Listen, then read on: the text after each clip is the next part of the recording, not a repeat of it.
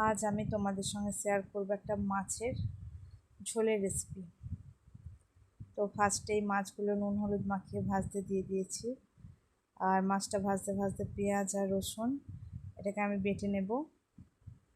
এরপর মাছগুলো ভাজা হয়ে গেছে, একটা থালায় তুলে নিয়েছি। এরপর এই তেলের মধ্যেই কটা আলু দিয়ে দেবো, আর তার সঙ্গে একটু নুন হলুদ দিয়ে আলুগুলো একটু ভাজা ভাজা করে নেবো। তো আলুগুলো ভাজা ভাজা হয়ে গেলে দেখো আমি পেঁয়াজ আর রসুন বাটাটা ফার্স্টে দিয়ে দিলাম। এরপর আদা জিরে বাটা, একটু টক দই দিয়ে এটা কিছুক্ষণ কষিয়ে নেব।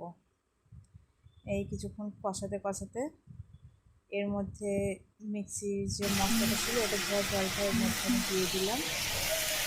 এইবার আমরা কিছুক্ষণ কষাবো। কষিয়ে কিছুক্ষণ হয়ে গেলে এর মধ্যে একটু চিনি আর অল্প একটু নুন, পরিমাণ মতো নুন আর কি দিয়ে এটা কিছুক্ষণ আর একটু নাড়াচাড়া করে নিতে হবে। তারপর এর মধ্যে জল দিয়ে দিলে জলটা যে ফুটে উঠবে তখন ভাজা মাছ কটা ছেড়ে দিলেই ব্যাস, কিছুক্ষণ পরেই আমাদের মাছের ঝোল রেডি।